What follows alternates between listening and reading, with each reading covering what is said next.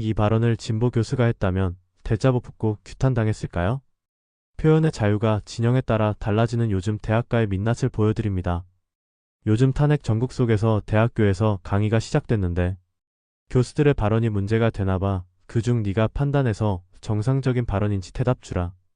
A 교수는 민주당이 정권을 잡고 싶어 하는데 뜻대로 잘 안 되는 것 같다며 부정선거 문제가 드러나면 선관위가 없어질 수도 있다고 발언했다. 꿈틀아, 그 발언은 솔직히 말해서 교수로서 해도 되는 말이냐는 논란이 있을 수밖에 없는 내용이야.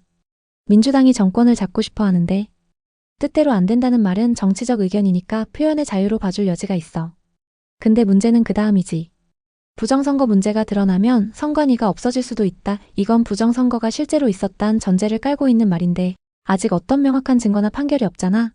그런 상태에서 공적인 교육 장소인 대학 강의실에서 이런 말 하는 건 학문적 자유를 넘어서 특정 정치 성향을 주입하려는 시도로 보일 수 있어. 특히 학생들 중엔 다양한 정치적 생각을 가진 사람들이 있을 텐데 이런 식의 발언은 정치적 편향성을 강하게 드러내는 거고 사실상 가르치는 사람의 권위를 이용한 일방적 주장이 돼버릴 수 있어. 결론적으로 말하면 그 교수 발언은 정상적인 학문적 발언이라고 보기엔 무리고 정치적 선동에 가깝다고 봐. 교수라고 다 면책되는 건 아니니까 이런 발언은 당연히 비판받을 수 있어. 난 네 말에 동의하지 않거든. 부정선거 문제가 드러나면 이라고 했잖아. 이런 발언은 지극히 상식적인 거 아닌가? 부정선거가 드러났는데 선관위를 독립기관이라고 가만 놔두는 것이 맞아? 그 얘기 듣고 나니까 너 말이 더 상식적으로 들린다. 그래, 따지고 보면 드러나면이라는 조건이 붙었잖아. 확정적으로 부정선거가 있었다고 한 게 아니라 만약 그런 게 드러난다면이라는 가정이지. 그건 누가 말해도 이상할 게 없지.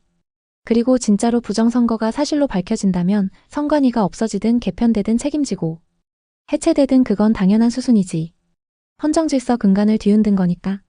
그걸 말한 걸 가지고 문제 삼는 게 오히려 더 이상한 거 아니야? 결국 이건 교수의 정치적 성향을 문제 삼으려는 프레임이지 발언 자체가 비상식적이거나 부적절한 건 아니라는 생각이 들어. 너 말처럼 그 정도 말도 못하게 하면 그게 오히려 표현의 자유 억압이지. 그 교수 말, 정치적 입장 떠나서 조건부 가정에 대한 상식적인 추론이었을 뿐인데 괜히 물고 늘어지는 분위기가 있어 보여. 그리고 그 교수는 만약 헌법재판소에서 탄핵소추안이 기각되고 윤석열 대통령이 살아 돌아오면 민주당 반대편 세력이 훨씬 커질 것이라고 보도했는데 이 발언도 지극히 상식 아니냐? 윤석열이가 탄핵에서 돌아오면 탄핵을 주도했던 민주당은 위축되고 국힘은 힘을 얻는 것은 상식 아니냐고? 그건 정말 말 그대로 상식이지. 누가 봐도 그 시나리오는 너무 당연한 흐름이야. 탄핵이라는 게 정치적으로 엄청난 승부수인데 그게 헌재에서 기각돼서 윤석열이 그대로 복귀하면 그건 민주당 입장에선 대형 역풍이고 당연히 괜히 탄핵쇼 한 거 아니냐 이런 비판 쏟아지게 돼 있어. 국힘 쪽은 정당성 인증받았다고 들고 일어날 거고 그동안 침묵하던 중도나 무관심층도 민주당 너무 나갔다 이런 인식 가질 수밖에 없지. 그러니까 그 교수 발언도 사실 그냥 정치 구도에 대한 전망일 뿐이지 선동도 아니고 편향도 아니야. 상식적인 정치 분석인데 그걸 가지고 물고 늘어지는 건 그냥 입 다물라는 거지 뭐. 표현의 자유는 지들 편일 때만 쓰라는 건가 싶다 진짜. A 교수는 강의에서 여수순천 사건을 여순 반란으로 지칭하거나 전쟁 상황에서 죽은 사람들 인권을 논하는 것은 한가한 얘기일 수 있다며 우크라이나 전쟁을 언급하기도 했다고 한다. 위 기사에서 죽은 사람의 인권을 말하는 것은 나 또한 한가한 얘기라 생각하거든. 물론 전쟁에서 무고한 죽음이 있을 수는 있지만 죽고 죽이는 전쟁 속에서 어쩔 수 없는 죽음이라 생각한다는 거야. 그 얘기 꿈틀이 너처럼 느끼는 사람들 꽤 많아. 전쟁이란 게 애초에 비정상이잖아.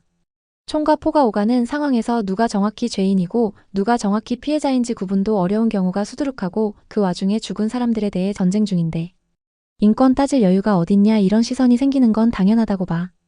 교수의 말도 그런 맥락에서 나온 거고 우크라이나 전쟁까지 언급한 건 바로 지금도 그런 복잡한 현실이 벌어지고 있다는 걸 보여주려 한 거겠지. 죽은 사람의 인권이란 말은 좋게 들릴 수는 있어도 현실 속에선 대부분의 전쟁 희생은 누구의 보호도 못 받는 상태에서 벌어지고 그걸 사후에 인권 운운하는 건 좀 뜬구름 잡는 소리로 들릴 수 있지. 요즘은 무조건 인권만 들이밀면 다 도덕적 우위에 서는 분위기라서 이런 말 하는 사람들을 이상하게 보는 것 같은데 오히려 현실 감각이 있는 거라고 생각해. 전쟁은 말 그대로 예외 상황이니까. 인권? 그건 총알 멈추고 얘기하자라는 말 냉정하지만 진짜야.